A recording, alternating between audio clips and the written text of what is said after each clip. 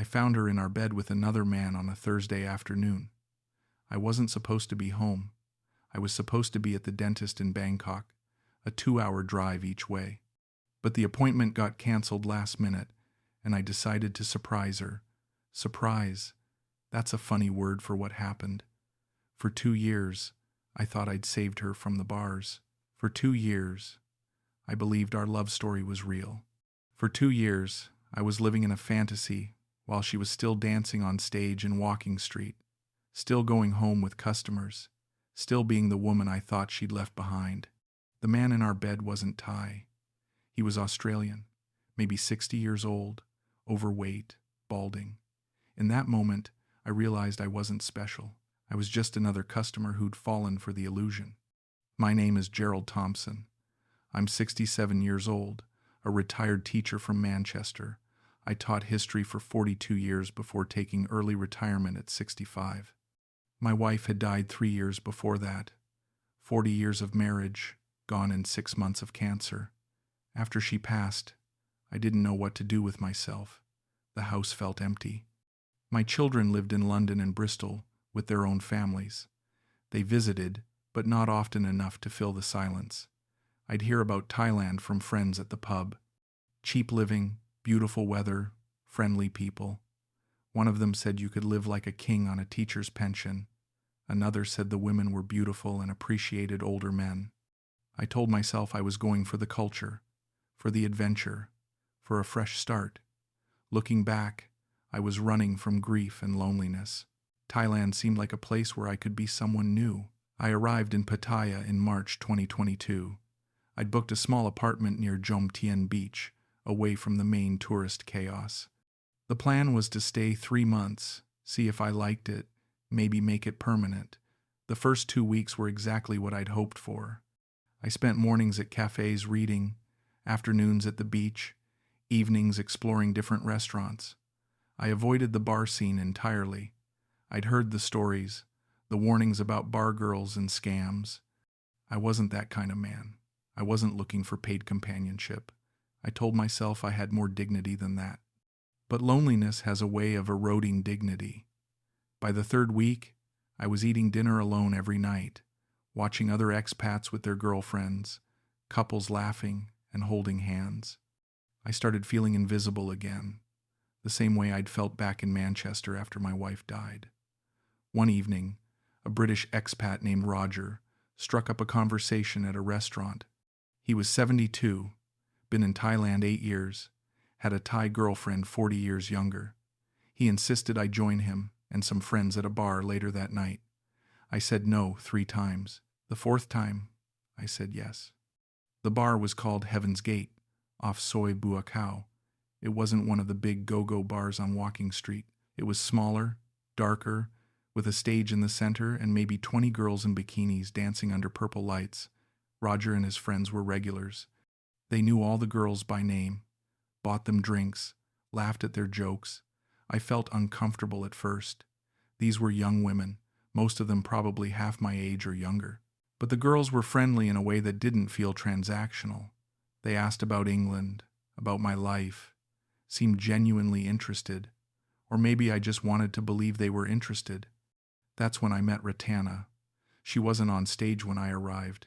She came from the back, wearing jean shorts and a tank top, her hair tied up in a messy bun.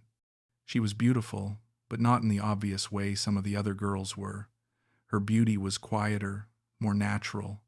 She had this warm smile that reached her eyes. She sat down next to me without asking, introduced herself, asked if I was new to Thailand. Her English was decent, better than most. She told me she was from Udon Thani, up in Isan, that she'd been working in Pattaya for 3 years. She had a 10-year-old daughter back in her village being raised by her mother. She sent money home every month. She didn't talk about the work directly, but I understood. I wasn't naive about what bar work meant. I bought her drinks that night. We talked for 2 hours. She laughed at my stories about teaching, about England, about my disaster of a first week in Thailand when I couldn't figure out how to order food. When the bar closed at 2 a.m, she asked if I wanted her to come home with me. I said no. I don't know why. Maybe I wanted to prove to myself I was different. Maybe I wanted our connection to be more than that. She looked surprised but smiled and said okay. She gave me her line contact and said I should message her sometime. I left feeling like I'd done the right thing, the honorable thing. I messaged her the next day. We met for lunch at a small Thai restaurant near the beach. She wasn't in bar clothes. She wore a simple sundress, no makeup, looked even more beautiful in daylight. We talked for 3 hours. She told me about her daughter, about her family struggles, about the farm work that paid almost nothing. She cried when she talked about leaving her daughter. She said she hated the bar work, hated the way men looked at her, but she had no choice. Her daughter needed school fees, her mother needed medicine, her family needed to eat. I felt this overwhelming urge to help her, to protect her. That's my fatal flaw, I suppose. I've always been a rescuer. 42 years of teaching, I was always the one helping struggling students, giving extra time, believing everyone deserved a second chance. We started seeing each other every day. Lunches, dinners, walks on the beach. She stopped going to the bar during the days we spent together. After 2 weeks, I asked her how much money she needed to quit the bar entirely. She said 30,000 baht a month, about 700 pounds. My pension was more than enough to cover that and my own expenses. I told her I'd support her if she quit. She cried and hugged me and said I was the kindest man she'd ever met. She said most men just wanted sex, but I cared about her as a person. She said she'd never met anyone like me. She quit the bar the next day, or at least that's what she told me. She moved into my apartment within a week. My 3-month visa plan turned into a permanent move. I signed a 1-year lease on a bigger apartment, a 2-bedroom place near Theppersit Road. I bought furniture, a new television, a motorbike for her. I sent money to her mother every month, paid for her daughter's school fees, covered the medical bills. Rattana seemed genuinely happy. She cooked for me, cleaned the apartment, waited for me when I went out with expat friends. We fell into a comfortable routine. I taught her more English. She taught me basic Thai. We talked about maybe bringing her daughter to live with us in the future, about traveling around Thailand together, about building a life. The sex was good, better than I'd had in years. She was affectionate, attentive, seemed to enjoy being with me. I know what people think. Old man, young girl, obviously transactional. But it didn't feel that way. She'd curl up next to me watching movies, hold my hand walking through the market, kiss me goodbye when I left for coffee with friends. She introduced me to her cousins who lived in Pattaya. We visited her village twice, met her mother and daughter. Her family welcomed me. Her daughter called me uncle. It felt real. It felt like love. There were moments, small moments, when doubt crept in. She'd get text messages late at night and step outside to answer them. She said it was her mother, her cousins, friends from the village. I believed her because I wanted to believe her. A few times, I ran into expats who claimed they'd seen her in Walking Street, but I'd get defensive and tell them they were mistaken. Rattana was with me every night. How could she be in the bars? They must have seen someone who looked like her. Pattaya had thousands of bar girls. It was an easy mistake to make. Her phone habits started changing around the 6-month mark. She'd always been casual about it before, leaving it on the table, answering messages in front of me. But gradually, she started taking it everywhere. To the bathroom, to the bedroom when she changed clothes. She set a password on it, something she'd never had before. When I asked about it casually, she said she'd been getting spam calls and wanted more security. That made sense. I didn't push it. She started going out more often. Once a week, then twice a week, then 3 times. She'd say her cousin needed help with something, or her friend from the village was visiting, or she had to go to the market in a different part of town. She'd leave around 6 in the evening and come home around midnight or 1 in the morning. She'd smell like cigarette smoke and alcohol. She said the cousin's boyfriend smoked, or her friend wanted to go drinking. I believed her because the alternative was too painful to consider. I'd rescued her from that life. We were building something real. She wouldn't go back. But the doubt grew heavier. I started noticing more things. New clothes in her closet that I hadn't bought her. She said her cousin gave them to her. Expensive perfume on the bathroom counter. She said it was a gift. Her nails done in elaborate designs every week. She said the salon was cheap and her friend worked there. Every explanation was plausible on its own. Together, they formed a pattern I didn't want to see. Roger, my expat friend who'd first taken me to Heaven's Gate, pulled me aside one evening at a bar. He looked uncomfortable, like he was about to tell me something he didn't want to say. He asked how things were going with Rattana. I said they were great. He nodded slowly, ordered another beer, then finally said it. His girlfriend had seen Rattana dancing at a bar in Walking Street 3 nights ago. Not Heaven's Gate, a different bar, a go-go bar. I felt my chest tighten. I told Roger his girlfriend was mistaken. He said she was certain. She'd even talked to Rattana briefly. Rattana had pretended not to recognize her. I told Roger to mind his own business. I left the bar angry, convinced everyone was jealous of what Rattana and I had. Miserable expats with broken relationships trying to poison mine. I didn't mention it to Rattana that night. I didn't want to accuse her without proof. But the seed of doubt had been planted, and it grew like a weed. I started paying attention to her schedule. The nights she went out were always Tuesdays, Thursdays, and Saturdays. Always the same nights. Always the same time frame. Always coming home smelling like smoke and alcohol with vague explanations. I started checking her phone while she slept. I know that's a violation of trust. I know it makes me a hypocrite, preaching about trust while sneaking through her private messages. But I had to know. The first few times, I couldn't get past the password. I tried her birthday, her daughter's birthday, common number combinations. Nothing worked. Then one night, about 18 months into our relationship, she fell asleep on the couch after drinking too much wine. Her phone was unlocked next to her. I picked it up with shaking hands. The line messages were all in Thai. I couldn't read most of them, but I recognized male names, Farang names, Mike, Steve, James. I used Google Translate on a few. The translations were rough, but clear enough. One message from someone named Mike said he'd see her Thursday night at 10. Another from James asked if she was working Saturday. There were messages about money, about meeting times, about hotels. I felt like I was falling, like the ground had disappeared beneath me. I scrolled back through months of messages. The pattern was clear. She'd never stopped working. She'd just gotten better at hiding it. I didn't confront her that night. I couldn't. I was frozen. I put her phone back where I'd found it, went to the bedroom, and stared at the ceiling until sunrise. My mind was racing, trying to rationalize what I'd seen. Maybe she was just talking to old customers. Maybe she was helping friends still working in the bars. Maybe there was an innocent explanation. But deep down, I knew the truth. I'd known for months. I just hadn't wanted to accept it. The next day, I acted normal. I made breakfast. We ate together. She kissed me goodbye before going to the market.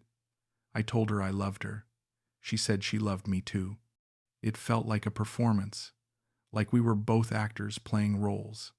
I decided I needed definitive proof before I could confront her. I couldn't go on suspicion alone. I needed to see it with my own eyes. That Thursday, she told me she was going to help her cousin move furniture. She'd be gone most of the evening. I said okay, that I'd probably meet Roger for drinks. She left at 6. I waited 30 minutes, then followed her. I'd never followed anyone before in my life. It felt wrong, pathetic, like something from a bad television show. But I had to know. I saw her motorbike parked near Walking Street. My heart sank. I walked through the crowds of tourists, the neon lights reflecting off wet streets, the music blaring from every bar. I felt sick. I checked 4 different bars before I found her. She was on stage at a go-go bar called Lollipop, wearing a silver bikini and high heels, dancing around a pole. There were maybe 15 other girls on stage with her. A Stevie Wonder song was playing. Drunk foreigners sat at tables surrounding the stage, drinking beer, watching the girls. I stood at the entrance, frozen. I couldn't move. I couldn't breathe. She didn't see me. She was focused on a group of Australian men at a front table. They were laughing, throwing baht bills at the stage, calling out to the girls. One of them, a bald man in his 60s, caught her eye. She smiled at him, that same warm smile she gave me. She danced closer to his table. He reached up and tucked a bill into her bikini bottom. She laughed and blew him a kiss. I watched for maybe 2 minutes, though it felt like hours. Then I turned and walked out. I went back to the apartment and sat on the couch in the dark. I don't know how long I sat there. An hour, maybe 2. I heard her motorbike pull up around 11:30.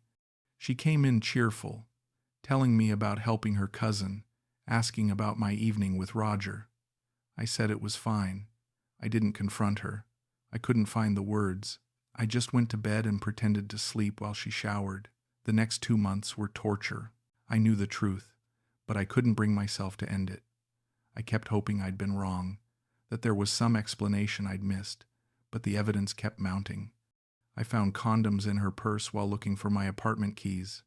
We never used condoms. She'd had her tubes tied years ago after her daughter was born. When I asked about them, she said they were for her cousin's boyfriend. She'd bought them at the pharmacy as a favor. I nodded and said nothing. I started having panic attacks. I couldn't eat properly. I lost nearly 10 pounds. Roger noticed and asked if I was okay. I told him I was fine, just adjusting to the Thai heat. I stopped going out with friends. I stayed home most nights, watching Rattana get ready to go out, watching her lie to my face, watching her come home smelling like other men. I don't know why I couldn't just confront her. Maybe I was afraid of losing her. Maybe I was afraid of being alone again. Maybe I was afraid of admitting I'd been a fool. The final discovery came on a Thursday in February, almost 2 years into our relationship. I had a dental appointment in Bangkok, scheduled for 2 in the afternoon. It was supposed to take most of the day with travel time. Rattana kissed me goodbye that morning, said she'd probably visit her cousin in the afternoon. I drove to Bangkok, got to the dental office, and found out they'd canceled my appointment. The receptionist apologized profusely. They'd tried to call me, but I'd given them my UK number by mistake. Rather than wander Bangkok for hours, I decided to drive back to Pattaya. I'd surprise Rattana, maybe take her out for a nice dinner. I got home around 2:30. Her motorbike was parked outside, which surprised me. I thought she'd be at her cousin's. I walked up the stairs to our second-floor apartment quietly. I don't know why I was being quiet. Maybe some part of me already knew what I'd find. I put my key in the door as silently as possible. It was unlocked. I turned the handle slowly and pushed the door open. The living room was empty. I could hear sounds from the bedroom. Music, Rattana's laugh, a man's voice. My legs felt like they'd turned to water. I walked to the bedroom door. It was open. Time slowed down in that moment. Everything went quiet except for my own heartbeat.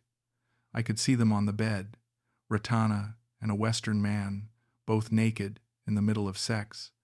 The man had his back to me. He was older, bald, overweight, Australian accent. He was talking to her, saying something I couldn't process. She was beneath him, eyes closed, making sounds I recognized, sounds I thought were just for me. I stood in the doorway for what felt like an eternity but was probably only 5 seconds. Then Rattana opened her eyes and saw me. Her face went completely white. She screamed. The man turned around, his face a mixture of confusion and fear.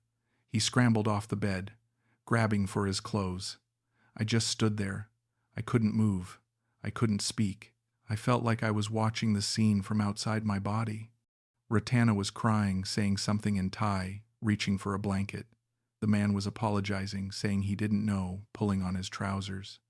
I finally found my voice. I said his name, not the man's name. I didn't know his name. I said Rattana's name, just her name, nothing else. She kept crying, kept saying words I couldn't understand.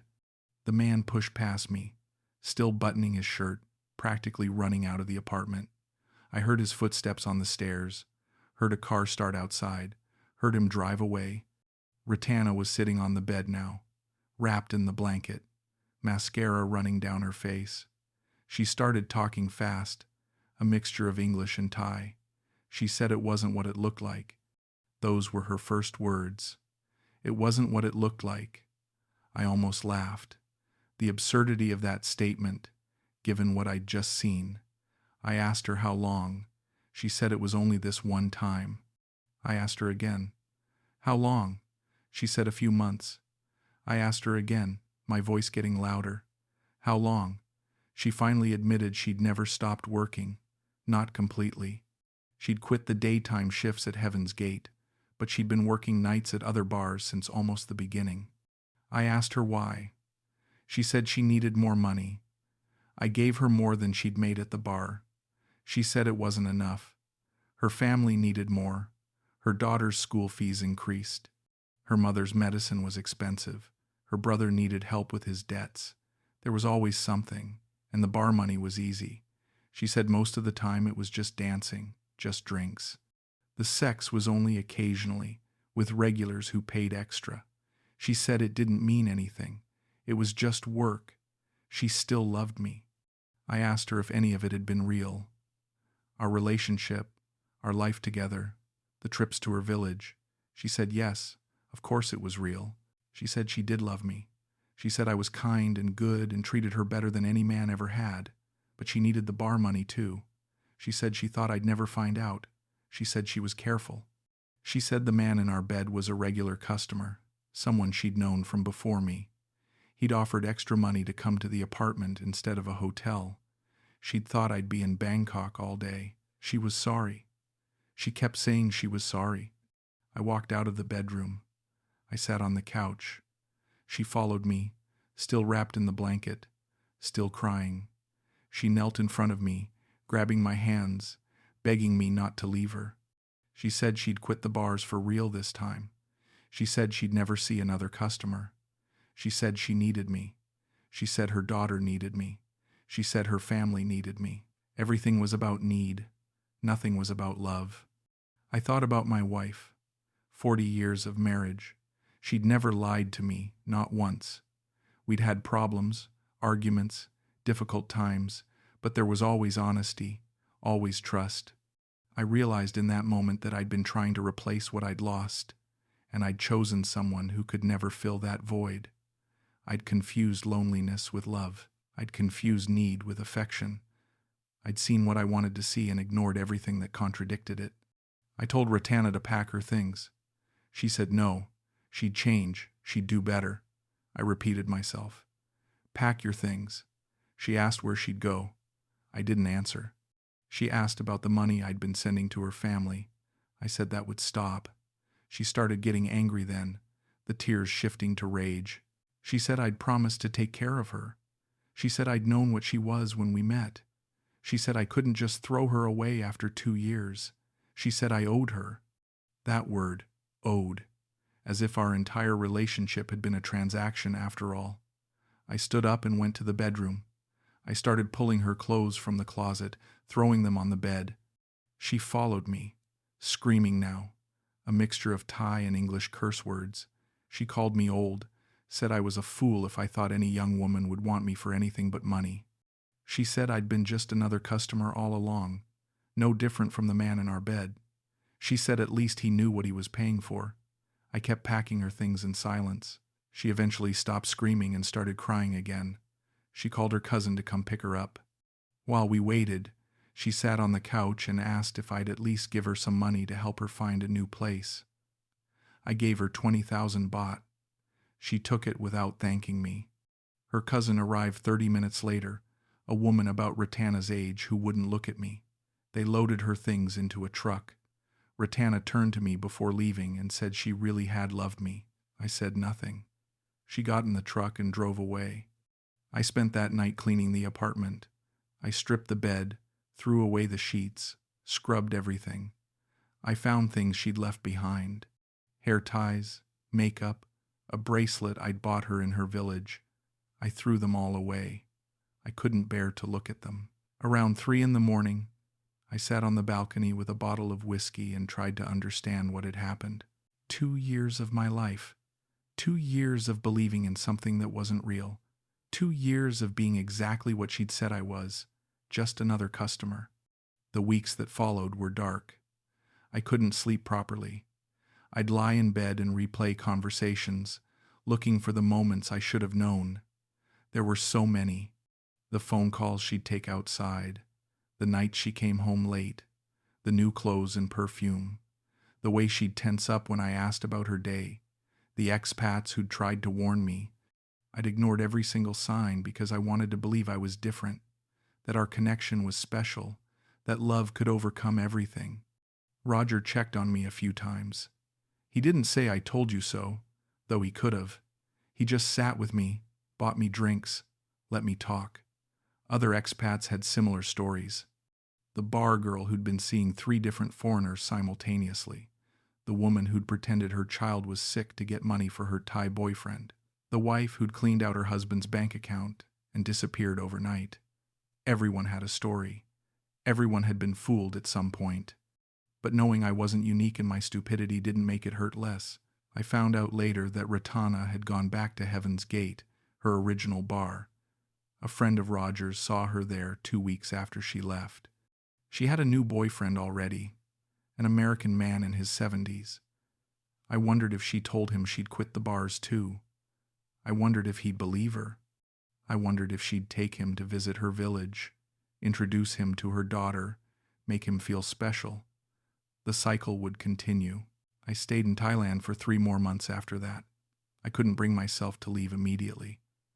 Maybe I was still hoping for some kind of resolution, some explanation that would make sense of everything. But there was no resolution. It was exactly what it looked like. A transactional relationship I'd mistaken for love. A rescue fantasy I'd confused with partnership. A lonely old man who'd been an easy mark. I think about her sometimes still, not with anger anymore, just sadness. I'm sad for the life she had to live, for the choices poverty forced on her, for the daughter growing up without her mother. I'm sad that our system of economics and global inequality creates situations where young women in poor countries have to sell themselves to survive. I'm sad that men like me fly to places like Thailand thinking we're heroes when we're really just customers. I'm sad that genuine affection and financial necessity can become so tangled that neither person knows what's real anymore. But I'm also sad for myself. I genuinely believed I was helping her. I'd believed we were building something meaningful. I'd believed she cared about me as a person, not just as a source of income. Finding out it was all performance felt like a kind of death. The woman I thought I loved never existed. She was a character Rattana played, carefully constructed to match what I wanted to see. The real Rattana, the one who could dance for customers and come home to me hours later without guilt, was someone I never knew. I moved back to England in June. I'm living in a small flat in Manchester now, close to where my daughter lives. She visits often with my grandchildren. I see my son when he comes up from London. I've joined a local book club, started volunteering at the community center. I'm rebuilding a life that feels honest, even if it feels smaller than what I had in Thailand. I don't date. I don't know if I'll ever date again. The trust is gone. I look at women now and wonder what they want from me. I question every smile, every laugh, every expression of interest. I know that's not fair. Not every relationship is a transaction. Not every woman is Rattana.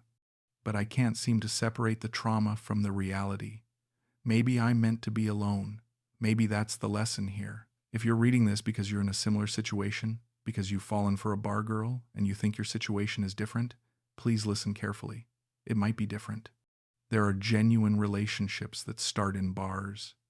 There are women who leave that life and never look back, but those are the exceptions, not the rule.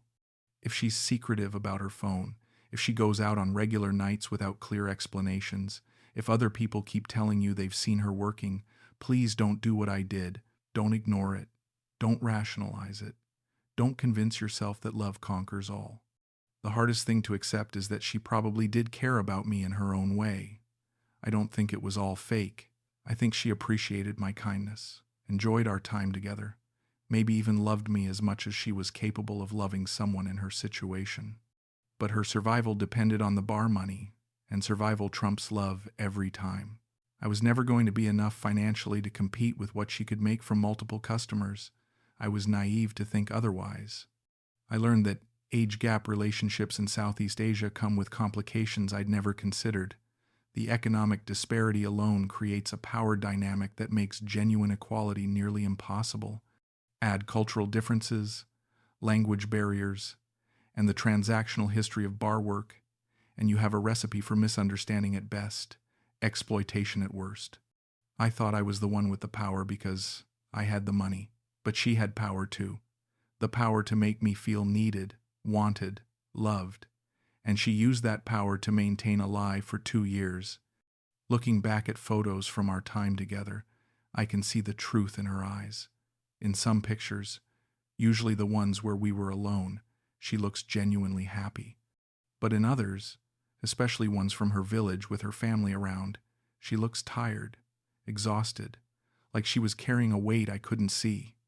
I'd interpreted that as her being moved by my generosity, emotional about how much her life had improved. Now I see it was probably guilt, or maybe just the exhaustion of maintaining multiple lives simultaneously. Her daughter's face haunts me sometimes. She was such a sweet child, always smiling, always eager to practice English with me. She drew me pictures, called me uncle, sat on my lap while we watched cartoons together. I wonder if Rattana told her the truth about me. I wonder if the child misses me. I wonder if she'll end up in the bars too someday, continuing the cycle. That thought keeps me awake some nights. The whole system is broken, and I don't know how to fix it. Giving money to one woman didn't fix anything. It just complicated an already impossible situation. I don't blame Rattana anymore. I did it first. I called her names in my head, imagined confrontations where I said all the things I should have said when I found her with that man. But anger faded into understanding. She was doing what she had to do to survive, to support her family, to give her daughter a better life than she'd had. Bar work was her only real option given her lack of education and the economic realities of rural Thailand. I walked into her world thinking I could save her, but I was just another chapter in a story that started long before me and will continue long after. The real lesson, the one I should have learned before I ever bought that first drink at Heaven's Gate, is that you can't save someone who doesn't want to be saved. Or rather, you can't save someone when the system that created their circumstances remains unchanged. Rattana didn't need a hero. She needed economic justice, educational opportunities, social safety nets, systemic change. What I offered was a band-aid on a wound that required surgery. I think the saddest part is that I genuinely loved her. Despite everything, despite the lies and the betrayal and the humiliation, I'd loved the woman I thought she was. And grieving someone who never existed is a strange kind of pain. There's no closure, no final conversation, no way to separate the real moments from the performance. It all blurs together into a 2-year fever dream that I'm still trying to wake up from. If your girlfriend used to work in the bars and claims she's quit, here's my advice. Verify everything. Don't be afraid to seem controlling or jealous. Check her story. Ask friends to keep eyes out. Look at her phone if you have to. Yes, it violates privacy. Yes, it shows a lack of trust. But if your gut is telling you something's wrong, it probably is. Don't gaslight yourself the way I did. Don't let your desire for companionship override your common sense. And if you find out she's still working, leave immediately. Don't give her a chance to explain. Don't believe promises to change. Don't convince yourself that with more money or more love or more time, things will be different. They won't. The pattern is set. You're just another source of income, and she's become skilled at managing multiple sources simultaneously. Your presence in her life isn't special. It's simply convenient. I wish I could say I came out of this experience stronger or wiser or better. Maybe I did in some ways. I understand poverty better now, understand the impossible choices people in those circumstances face. I have more empathy for sex workers, more awareness of the global inequalities that create demand for their services, but I also came out damaged. My ability to trust is broken. My confidence is shattered. I spent 2 years believing in something that wasn't real, and I don't know how to trust my own judgment anymore. Thailand remains beautiful. The food, the beaches, the temples, the culture, all of it is still there, still magnificent, but I can't separate the country from my experience there. Walking street neon lights make me nauseous now. Thai pop music on the radio triggers panic attacks. The smell of somtam reminds me of village visits that were probably staged performances for my benefit. I've let one bad relationship poison an entire country, and I know that's unfair, but I can't seem to help it. She tried to contact me twice after I returned to England, both times via line messages. The first time was a month after I'd left. She said she missed me, asked how I was doing, said she'd really quit the bars this time. I didn't respond. The second time was 3 months later. She said her daughter was sick, needed money for hospital treatment. She sent a photo of a child in a hospital bed. I spent an hour staring at that photo, wanting to send money, wanting to help. But I didn't know if the photo was real, if the child was even her daughter, if any of it was true. I blocked her number. That's what this experience took from me. The ability to believe in human goodness without suspicion, the ability to help someone without wondering about their motives, the ability to see a person in need and respond with generosity rather than cynicism. I hate that Rattana turned me into someone who questions everything, who trusts nothing, who sees manipulation in every kind gesture. But I hate more that I let myself become this person by refusing to see reality for so long. I've been back in England for 8 months now. The pain has dulled but not disappeared. I still think about her most days. I still wonder if any of it was real. I still question every assumption I made, every moment I thought was genuine. I've started therapy, which helps. My therapist says I was suffering from loneliness and grief when I met Rattana, that I was vulnerable to someone who offered comfort and companionship. She's probably right. But knowing the psychological mechanisms behind my poor choices doesn't make them hurt less. Sometimes I imagine an alternate version of events where I'd listened to the warnings, where I'd investigated earlier, where I'd confronted her the first time doubt crept in. Would it have hurt less if I'd discovered the truth after 6 months instead of 2 years? Would I have been less damaged if I'd been less trusting? I don't know. Maybe the lesson was always going to be this painful, regardless of when it came. What I do know is that I'm not the same person who flew to Thailand 3 years ago. That man was naive, lonely, searching for meaning after loss. This man is harder, more guarded, more aware of the darkness that can hide behind beautiful smiles. I don't know which version of myself I prefer. The naive one was happier. The aware one is safer. Neither feels quite right.